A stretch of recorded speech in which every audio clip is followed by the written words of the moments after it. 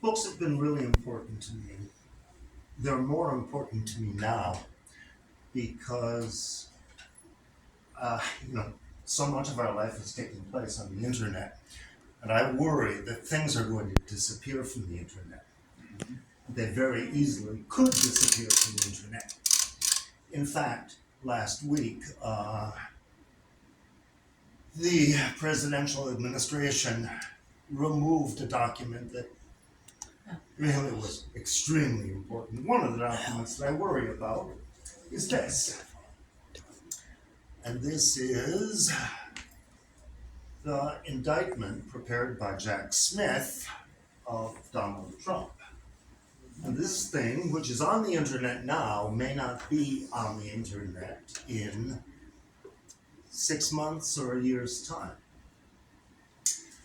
It may not be in libraries because libraries are going to be publicly funded and they will certainly either remove the books or put them in special catalogs, special departments, rare book collections, that sort of thing. So I decided that I would bind these books, the indictment, and I am going to sell them. We are selling them, in fact, for $20 at front. And I would ask you, if you are concerned about truth and historical truth, to join what I'm calling the Planting History Project.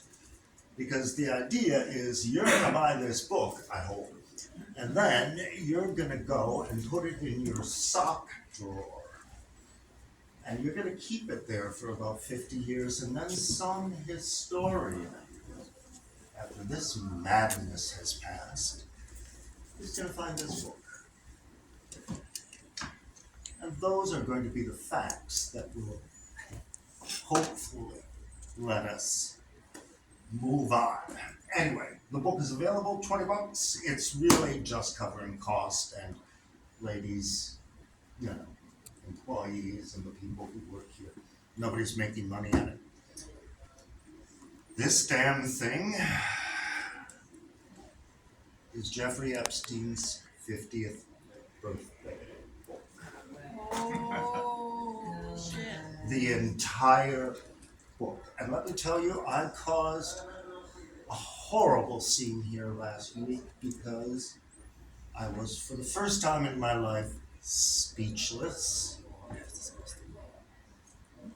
You bind a book from the back to the front, and the front of the book has all of these lovely pictures of Trump, not Trump, but of Epstein and Brooklyn and high school. Attractive guy. The end of the book is what I bind first, and it has page after page after page of nubile young ladies with certain parts of them blocked out. It is horrifying reading. So this book is going to have a history in about 4 weeks because I intend to do a little presentation about what we should do with the book because I'm worried about the book. I'm worried that I am the last generation to grow up reading books and understand the importance of it. So I have a plan for this book. In the meantime, stay tuned.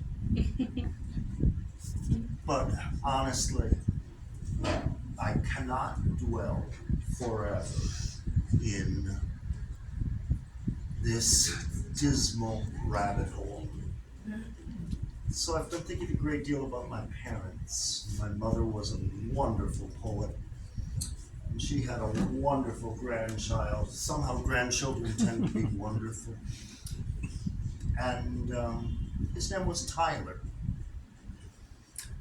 And since she was a very good poet, she wrote a villanelle.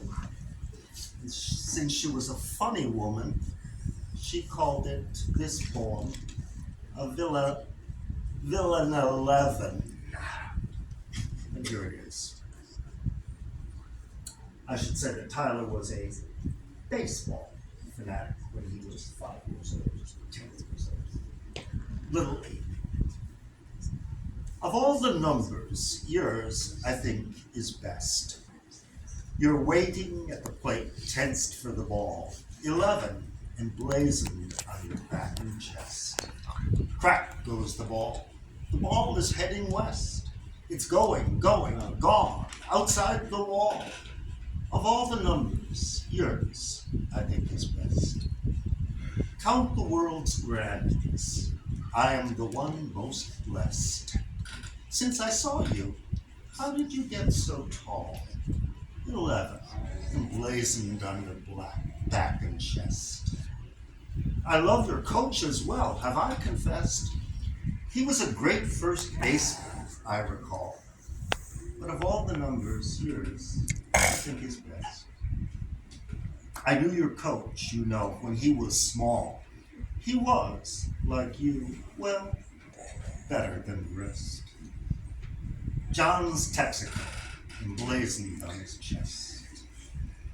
11 is lucky, that no one can contest.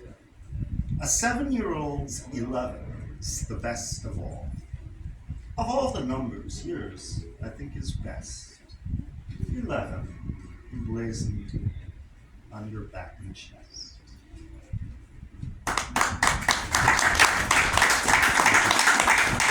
That's actually from my mother, not for me. Home from the Tropics is the last poem, and then I'll give up this space. My father was a very good writer and a very funny man, and he always wore a black beret, which was particularly distinctive in Blue Mounds, Wisconsin, population 257. And he, at the end of his life, came to visit me. And he knew he was dying. He was 89, and he knew it was his last trip. And I had written him a letter, said that they were great parents. And they came to Puerto Rico, and I met them at the airport.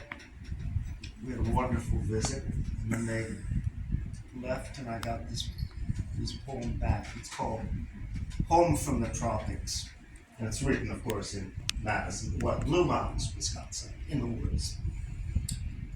We wake today to monochromes, that's just as well. The northern spirit needs time and quiet to open tentatively to spring, to put forth a little sprout of remembrance of green walls and pink walls and wrought iron and patios, and people who stand in the street and shout for their friends instead of ringing doorbells. To unfurl a tiny petal to test the truth of love and acceptance. To feel on a timidly opened leaflet the warmth flowing from an aged man who undertakes a bruising journey for love, and from a young man who weeps to see a black beret at the airport.